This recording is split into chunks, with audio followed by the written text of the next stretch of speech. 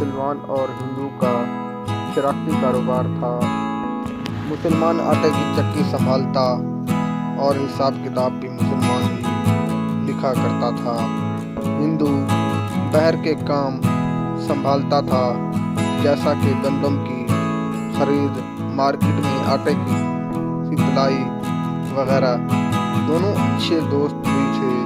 ہندو روزانہ فارغ ہو کر چکی پر آتا تھا، اپنے پارٹنر مسلمان دوست کے ساتھ صلاح مشورہ کر کے چلا جاتا تھا۔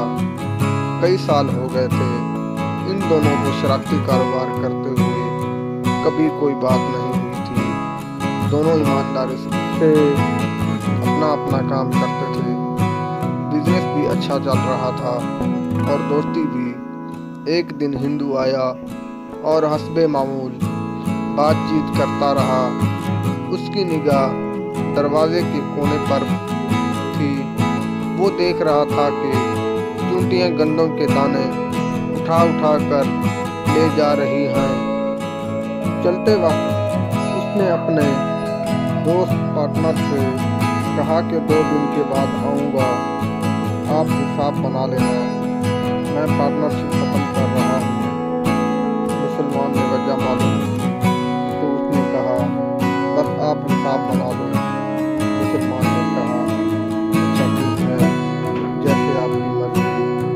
اس کے جانے کے بعد جب مسلمان چکی کے کاموں سے فارغ ہوا تو حساب کا کھاتا لے کر بیٹھ گیا اور حساب بنانے میں مصروف ہو گیا۔ حساب بنانے کے دوران اس کو یاد آیا کہ فلاں دن 10 روپے خرچ کیے تھے، وہ نہیں لکھے ہیں۔ تو اس نے حساب میں وہ 10 روپے لکھ دیے اور حساب بنتا رہا۔ 2 دن بعد اس کا ہندو پارٹنر آیا اور اپنی مخصوص جگہ پر بیٹھ گیا۔ اس کا پارٹنر حساب کا رجسٹر اٹھا لایا اور اس سے کہا لو جی حساب مکمل ہے۔ ہندو کی نگاہ اسی دروازے پر تھی۔